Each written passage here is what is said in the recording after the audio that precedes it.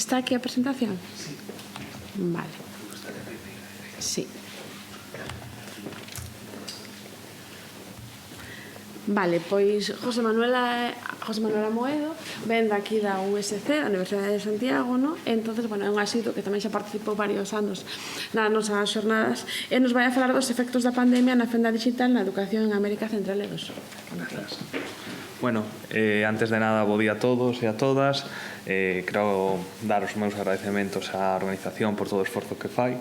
Xa son as terceiras xornadas as que veño consecutivas e a xente repite por algo, porque se están facendo as cousas ben. E, bueno, hoxe veño a presentar un traballo que fixemos tres integrantes do grupo ICEDE, eu, Bruno Blanco Varela e Hugo Campos Romero, que basicamente atañe unha cuestión que nos fixemos fai pouco e que quixemos abordar, como é cal foi o efecto da pandemia na educación e, sobre todo, cal foi o efecto da digitalización que se tivo que facer e do maior uso das TICs que se tivo que facer durante a pandemia na educación, tendo en conta que non parece nin que as TICs nin que a pandemia fose algo con efectos homoxéneos na poboación, por suposto non foi neutral.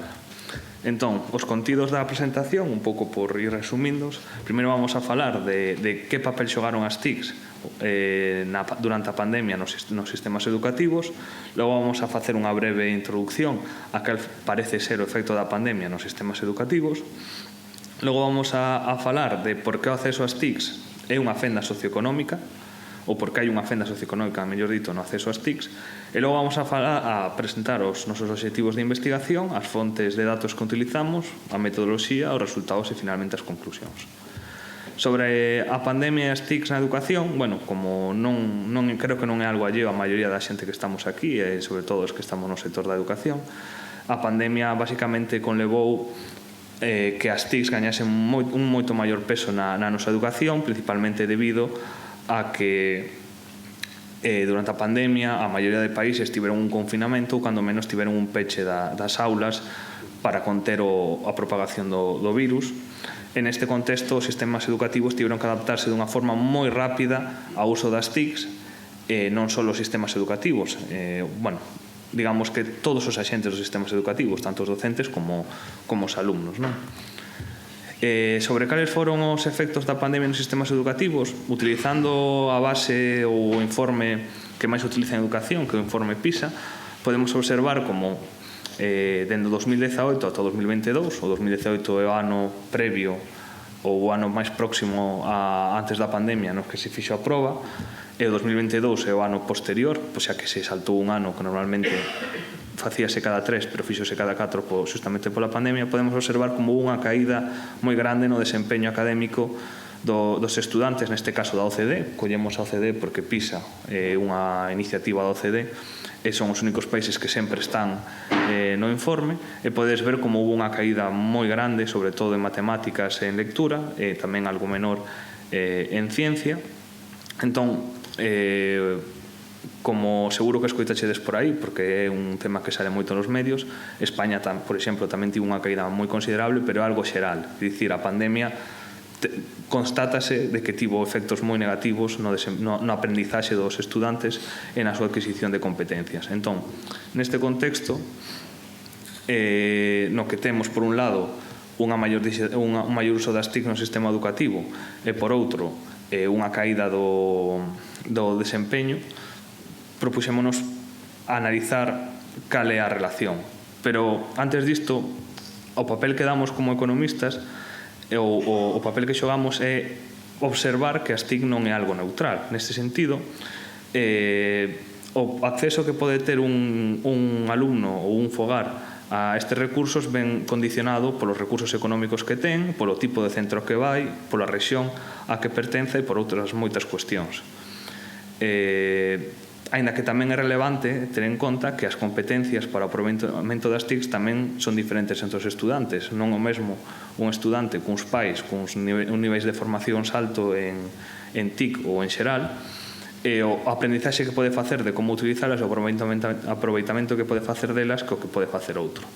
Tamén outra fenda que existe é o uso das TIC, xa que tamén depende o aproveitamento que se faga delas se utiliza para boas prácticas, para estudar, para adquirir coñecemento, para facer exercicios, ou se utiliza para xogar ou para incluso outras actividades pouco recomendadas para un estudante. Todo isto fai pensar que o maior uso das TIC durante a pandemia puido xerar unha fenda educativa ou polo menos incrementar as que xa existían. E con isto en mente, a nosa hipótese principal a contrastar era que durante a pandemia a fenda no desempeño académico entre os estudantes con acceso ás TIC e os que non teñen acceso incrementouse. E unha hipótese secundaria sería que a fenda no acceso ás TIC ten unha orixe socioeconómica, é dicir, que non é algo aleatorio, é algo que se explica polos diferentes recursos dos fogares. Con este contexto, con estas ideas, propuxémonos estudar o caso de 8 países da América Central e do Sur, concretamente Argentina, Brasil, Chile, Colombia, República Dominicana, Panamá, Perú e Uruguai. Por que seleccionamos estes países? Porque son países moi desiguais, nos que é máis factible que existan fendas no acceso ás TIC que en outros países máis desenvolvidos, nos que o Estado e un maior nivel de igualdade podería non xeralos, e tamén porque son os 8 países desas dúas rexións xeográficas que participaron tanto no informe do 2018 como no do 2022 en PISA. Entón, partindo dos datos de PISA desas dúas edicións, conformamos a nosa variable de tratamento, decidimos analizar a fenda material, por dicilo así.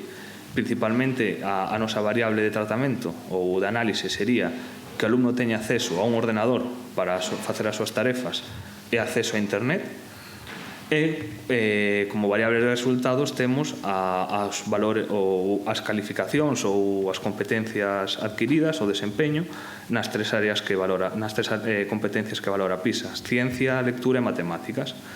E sobre as variables de control temos en xeral as que a literatura de Economía de Educación. A Educación considera que son as máis relevantes a hora de determinar o desempeño dun estudante, como son o ISEC, que é un índice de estatus socioeconómico que ten en conta o nivel de formación dos pais, ten en conta o nivel de renda, e toda unha serie de variables como o tipo de colexio, que tamén é moi relevante, se se utiliza agrupamento escolar ou non no centro, o tamaño do centro, o sexo, se o estudiante repetidor, a súa orixe se nacional ou inmigrante de primeira ou de segunda onda, etc. Sobre a metodoloxía que utilizamos, basicamente o primeiro que facemos é unha exploración da relación entre acceso a ter ordenador e internet e o nivel socioeconómico do fogar do estudante, e logo empregamos a librería Matchit con R para emparellar individuos de tratamento con PC e acceso a internet con individuos de control que non teñan ningunha das dúas, que sexan o máis similares posibles para intentar eliminar os problemas de homoxeneidade que poderíamos ter se non temos en conta que hai unha explicación socioeconómica detrás do acceso ou non acceso ao ordenador.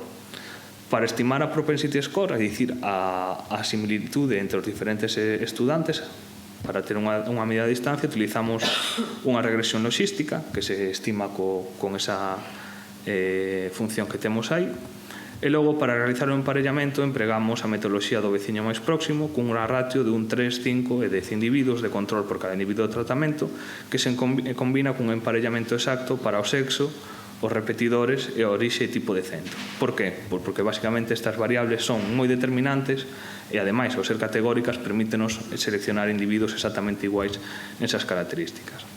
Levámoslo a cabo para cada país e para cada ano por separado, para o fin de utilizar como submostras que son de cada caso, e optamos tamén por incluir reestimación, reemplazamento e descarte de individuos de tratamento en control para mellorar o axuste do emparellamento. En cada caso seleccionamos o emparellamento que proporciona un mellor equilibrio e controlamos este equilibrio coas típicas medidas que se utilizan despois do propensity score matching, como son os nesgos medios estandarizados, o pseudo-R cadrado e unha análise gráfica. Para estimar a fenda digital, é dicir, o efecto que ten o feito de non ter acceso ao ordenador e a internet sobre o desempeño do estudante, calculamos basicamente a diferencia entre a media ponderada do grupo de tratamento e o grupo de control para cada país, en cada ano e para cada competencia. E para medir, comprobar se esta diferencia é estadísticamente significativa, utilizamos un test de student. Pasando aos resultados, que ocorre cando analizamos a relación entre o ISEC e o acceso ou non acceso ás TIC? Pois o que observamos é que o ISEC, que a maior valor implica un estatus socioeconómico máis alto, o que observamos basicamente nesta táboa é que os estudantes con acceso a PC e a internet teñen un ISEC medio moito máis alto, o que xa nos fala de que hai por lo menos unha fenda no acceso ás TIC que ven condicionada polas desigualdades socioeconómicas, xa que os estudantes sen acceso a ordenador e internet teñen un ISEC moito máis baixo.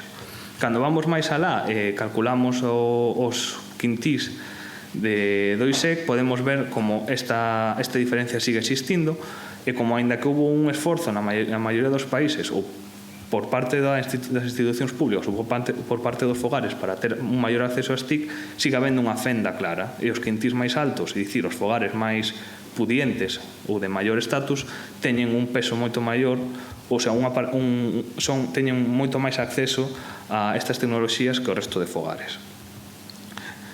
Que pasa cando analizamos a fenda? Pois basicamente nestas gráficas temos, neste caso, os resultados de ciencia, e podes ver na gráfica en cor verde coa columna a fenda que existía no 2018 e co marcador laranxa a que existe no 2022. No caso de ciencia podemos observar como na maioría de países houve un incremento que ademais é estatísticamente significativo da fenda digital, o mesmo que ocorre no caso de lectura, e, aínda que en algunha menor medida, tamén ocorre en matemáticas. Entón, que conclusións podemos sacar deste estudo? Pois basicamente os resultados confirman as dúas hipóteses que planteábamos ao principio. A pandemia incrementou a fenda digital educativa nos países da América Central e do Sur debido ao maior peso das TIC froito das políticas de illamento social que se aplicaron durante a pandemia.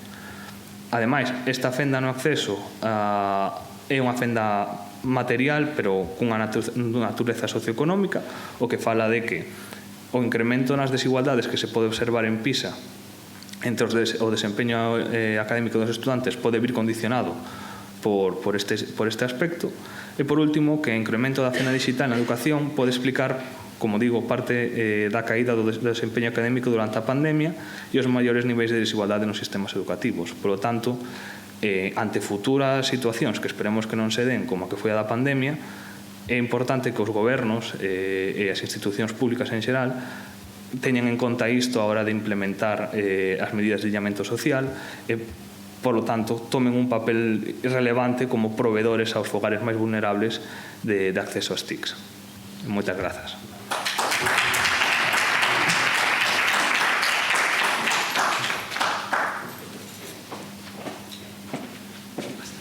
Gracias, José Manuel. Témonos que arrimar aquí o micro para que os compañeros de Frouman recollen ben o sonido. Vale. Alguén unha pregunta ou comentario para José Manuel? Ahora, Brais, che pasa o micrófono. Hola, sí. Boas, moitas grazas pola presentación, gustoume moito, José Manuel. Poderías poñer de novo as gráficas de PISA? Sí, as de caída. As do principio de todo, sí. Creo que era a terceira de cuarto. Víase, por exemplo, en matemáticas e en ciencia que hai unha tendencia negativa con respecto a evolución, non? Dos datos desde antes. Iso pode ter tamén algún tipo de influencia con respecto ás conclusións finais? Sí, podría telo.